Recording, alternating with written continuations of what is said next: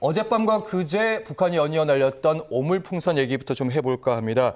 그전에는 우리 측 전단, 그러니까 민간단체가 보낸 그 전단에 대한 대응 입장이었는데 이번엔 우리가 확성기 카드, 그러니까 확성기를 대북방송을 재개하면서 그에 대한 대응으로 나왔단 말이죠. 네, 걱정되고 우려되는 상황이다라고 말씀드릴 수밖에 없어요. 올해 북한에서는 4차례 대략 한 1,600여 개의 오물풍선을 남한 쪽으로 내려보냈는데 네. 저는 진짜 불안한 게요. 4번 다 안전 문자 받았어요. 전 일산에 살거든요. 그러니까 처음에 안전 문자 받았을 때는 뭐 이거 북한이 진짜 뭐 총을 쐈거나 아니면 포를 쏜 거 아닌가, 미사일 쏜 거 아닌가 그럴 정도로 상당히 겁나더라고요. 그래서 다행히 그나마 저 풍선이라서 다행이다라고 좀 생각이 들었는데 많은 국민들이 계속 저런 안전 문자 받으시면 놀래고 걱정스러운 마음을 금할 수가 없을 겁니다.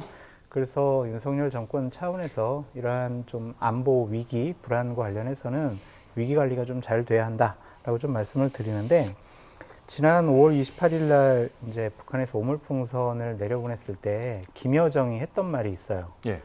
이거는 북한 주민의 표현의 자유다. 이런 식으로 얘기를 했단 말이에요.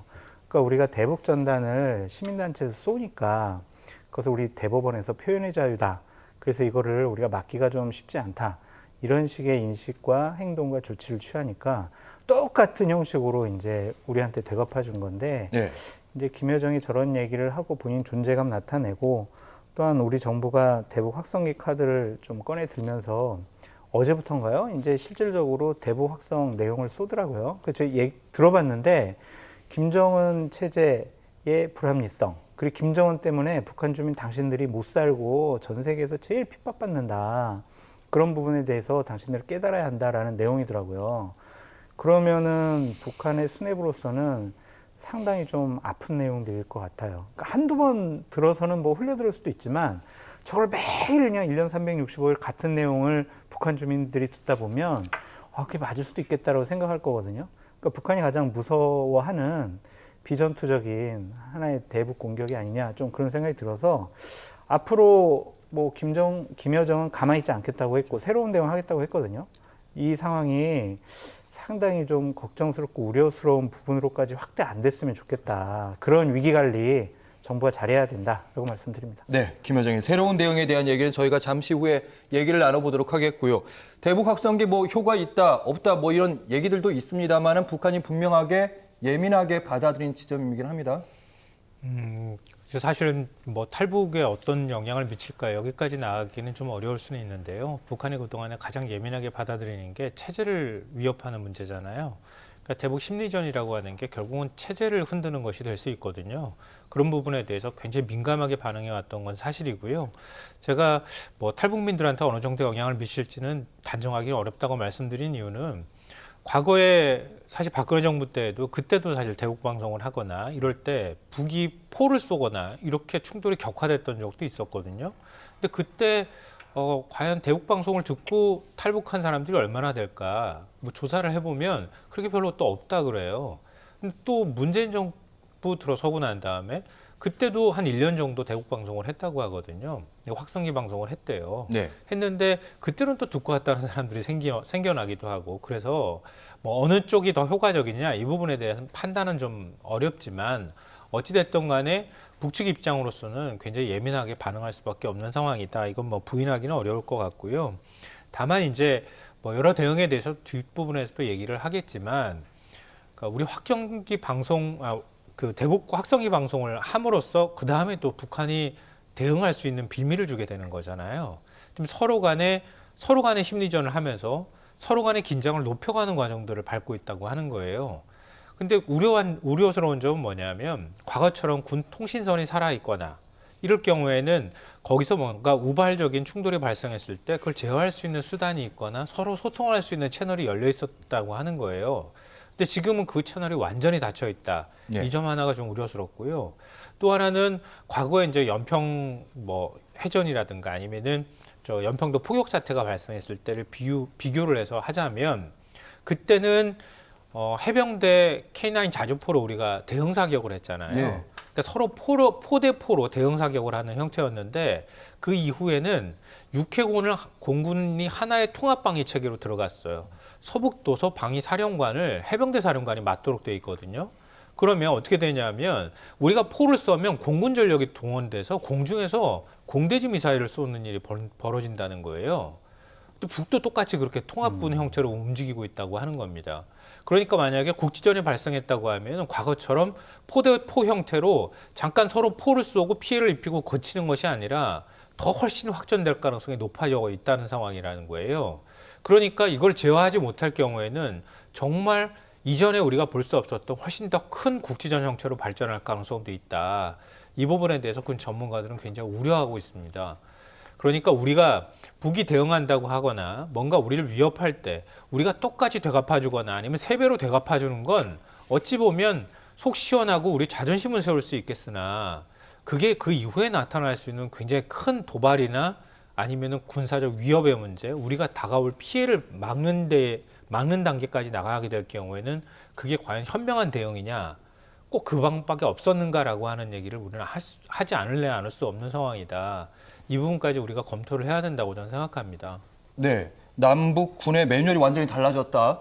대응이 좀 다른 차원에 나올 수 있다 이런 말씀이신데 북한 김여정 노동당 부부장의 담화를 통해서 대응에 관한 얘기 해보도록 하겠습니다.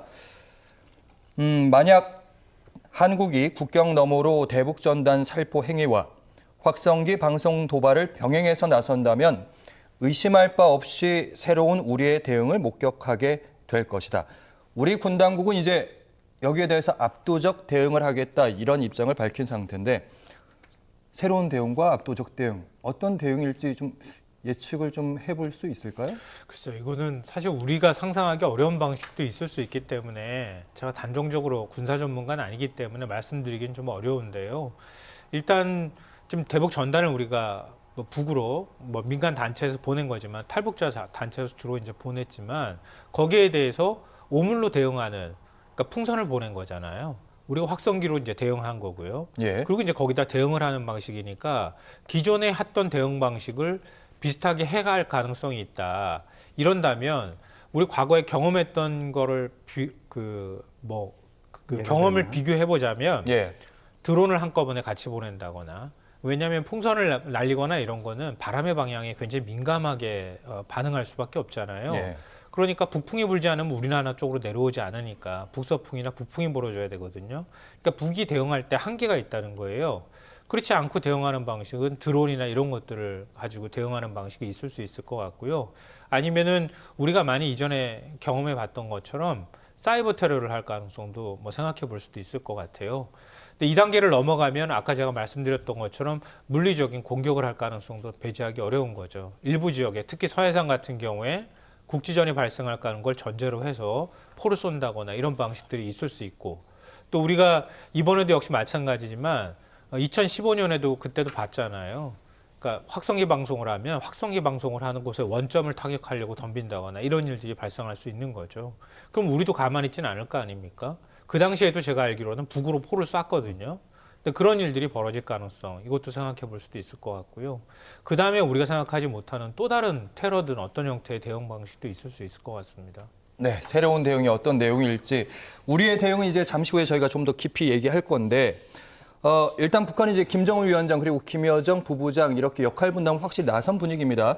북한의 2인자라는 분석도 많고 대부분의 담화는 이제 김여정의 입을 통해서 중요한 얘기가 나오고 있는데 이번에도 전면에 나서고 있어요. 그렇죠. 대남 발표는 주로 김여정이 하는 예. 것으로 지금 우리가 파악을 하고 있는데 예전과 같지가 않다는 거예요. 그러니까 예전에는 김정은 옆에서 우리 하노이 이제 북미 회담 때 보면은 중간에 열차 세웠을 때 김정은이 담배 필 때 김여정 부부장이 재떨이 같은 거 하면서 측근에서 지근거리 수행을 했었는데 예. 이제는 그런 위치가 아니라는 거예요. 그러니까 얼마 전에 중앙간부 학교 개소식이 있었는데 공식 수행원에 포함되지도 못하고 그냥 먼 발치에서 김정은의 활동 상황을 지켜보는 그 정도 수준으로 지금 김정은의 신뢰를 잃은 것이 아니냐 그런 평가가 좀 많이 나오고 있고요.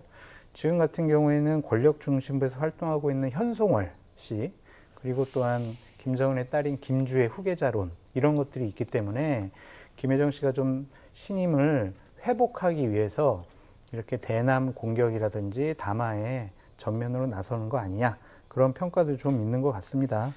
근데 이제 한 가지 북한에서는 우린 6월 9일 날 이후로는 그 오물풍선 안 보낼 거야 아마 이렇게 얘기를 김여정이 당초 했었는데 예. 이제 뭐 대북 전단 계속 보내고 뭐 확성기로 계속 우리를 공격을 하면 새로운 대응을 하겠다 이렇게 얘기를 하잖아요. 예.